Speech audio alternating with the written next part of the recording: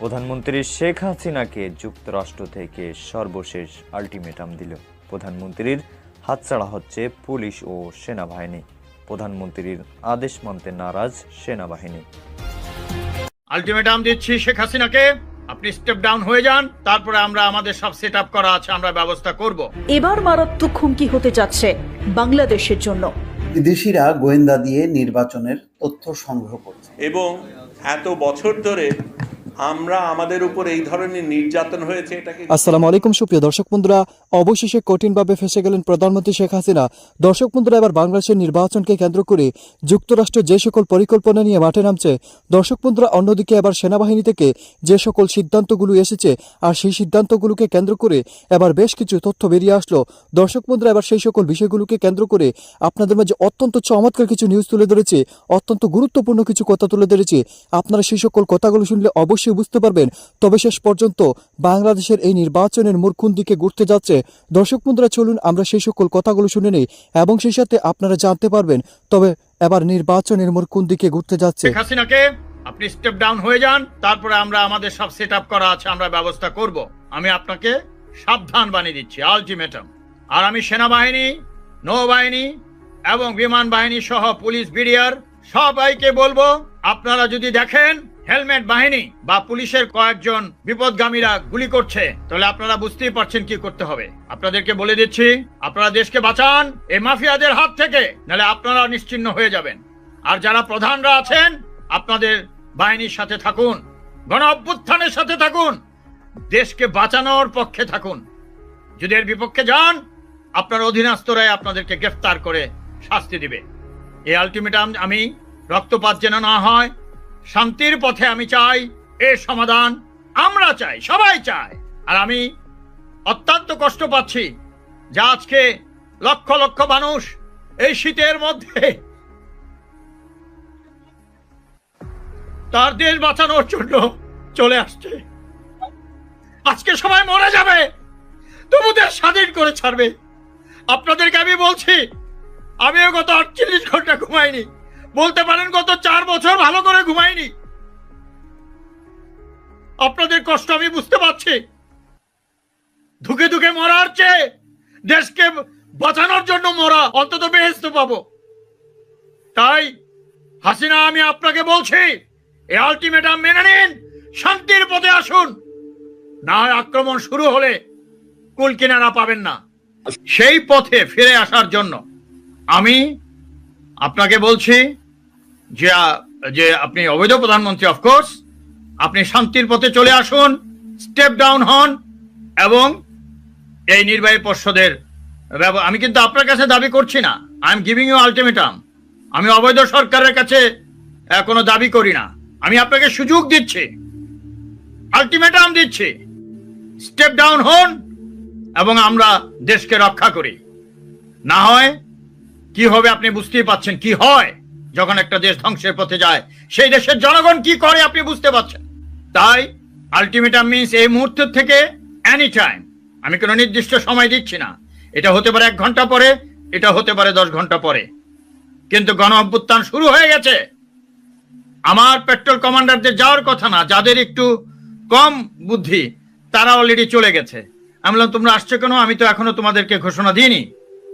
বলে, স্যার এখন তো কোনো দলীয় না, আমার ম্যাক্সিমাম লোকজন কিন্তু বিরোধী দলেরই, যারা আজকে গত 2 বছর ধরে আমি সংগঠিত করেছি পুরো দেশে, ঢাকা সহ, এবং তাদের লক্ষ্যবস্তু দেওয়া আছে। আমার ঘোষণার সাথে সাথে দ্রুত গতিতে লক্ষ্যবস্তু দখল করবে, হয় বাঁচবে না হয় তাদের লক্ষ্যবস্তু দখল করবে। সেরকম কতগুলো পেট্রোল কমান্ডার চলে গেছে, আমাকে ফোন করছে, টেক্সট মেসেজ করে বলছে, স্যার ভিতরে ঢুকবো না মিছিলের বাইরের দিকে থাকবো, সমাবেশের বাইরের দিকে। মানে তোমরা গেছো কেন? তো প্রশ্ন হচ্ছে কেন? আমি এই জন্য বিএনপিকে এখন তাদেরকে একটু ধন্যবাদ জানাতে দিতে চাই যে আপনারা এখন বলেছেন যে এটা বিএনপির গণ আন্দোলন নয়, এটা সারা সমগ্র বাঙালি জাতির গণ আন্দোলন। কিন্তু রাজনীতির শব্দটা রেখে দিয়েছেন। আপনারা আগেও বলেছিলেন গণ অভ্যুত্থানের কথা, আবার এখন গণ আন্দোলনের কথা বলছেন। এটা রাজনৈতিক শব্দ। আর গণ অভ্যুত্থান হলো জনগণের, কোনো পার্টির না, সমগ্র দেশের। তা আপনারাও বলেছেন সমগ্র দেশের লোক নেমে আসবে, এই জন্য আপনাদেরকে আমি ধন্যবাদ জানাচ্ছি। তবে যেটা আমি 2 বছর আগে থেকে বলে আসছি যে বাংলাদেশে দুটা পার্টি, একটা হলো মাফিয়া শেখ হাসিনার শেখ ক্ষুদ্র গোষ্ঠীটা, আর বাকি প্রায় 100 ভাগ লোক সেখানে সকল ধরনের বিএনপি, জামাত, বাম দল, হিন্দু, বৌদ্ধ, খ্রিস্টান, সবাই ধর্ম বর্ণ নির্বিশেষে সকলে প্রায় 100 ভাগ লোক আজকে হাসিনার বিরুদ্ধে। অতএব সেই কথাটা যদি আজ থেকে 2 বছর আগে বা 1 বছর আগেও বলতেন, এতদিন গণঅভ্যুত্থান হয়ে যেত, দেশের মানুষ সুখে থাকতো, আজকে অভাব অনটনে ধ্বংস হয়ে যেত না এই দেশটা। তাই আপনারা বলেছেন, শুভবুদ্ধির উদয় হয়েছে, আমি স্বাগতম জানাচ্ছি। আজকে দেখুন আমি জানি না মির্জা ফখরুল এবং মির্জা আব্বাস কেন গ্রেফতার হলেন। 2টা দিন কি পালিয়ে থাকা যায় না? এটার কারণ কি? গণঅভ্যুত্থানে যদি চান হাসিনার, তারপরে আবার আজকে দেখলাম মোশাররফ সাহেব, খন্দকার মোশাররফ, তারপরে আরেকজন নেতা ওখানে গেছেন, যে চলে আসছেন, শুধু বলে আসছেন এটা সমগ্র বাঙালি জাতির এটা আন্দোলন, এটা কোনো বিএনপির আন্দোলন নয়। ভেরি গুড, কিন্তু আন্দোলন বলবেন না, বলেন গণ অভ্যুত্থান। এবং যে আপনারা যদি হাসিনার চয়েস মতো একটা কি বলে ওটাকে, নির্দলীয় সরকার গঠন করেন এবং ইলেকশন করেন, সেটা মেনে নিবে না। প্রচন্ড গণঅভ্যুত্থান হবে আবার প্রয়োজনে। কেন? এই হাসিনার সেটআপে কোনো ইলেকশন হবে না, কেন সে ইলেকশন সেট করে রেখেছে।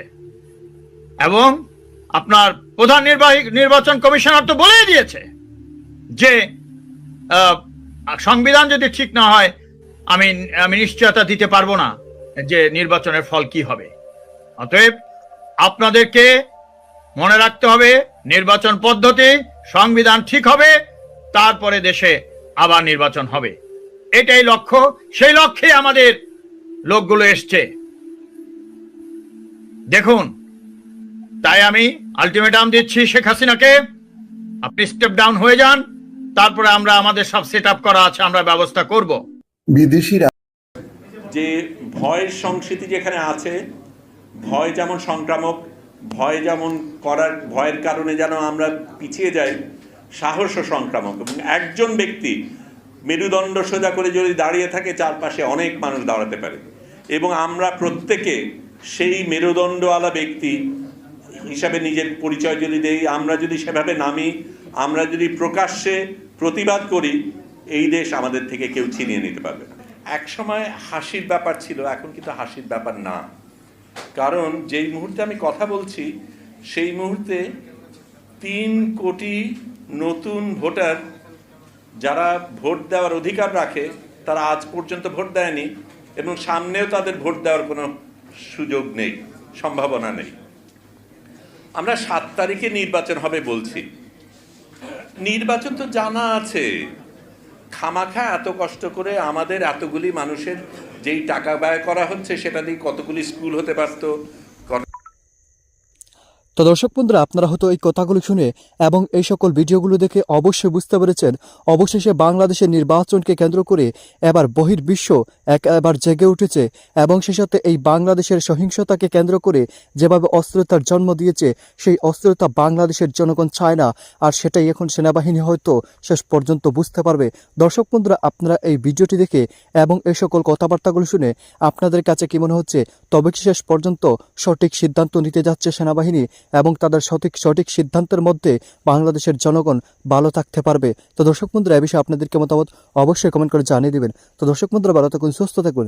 আল্লাহ হাফিজ। আসসালামু আলাইকুম ওয়া রাহমাতুল্লাহি ওয়া বারাকাতুহু।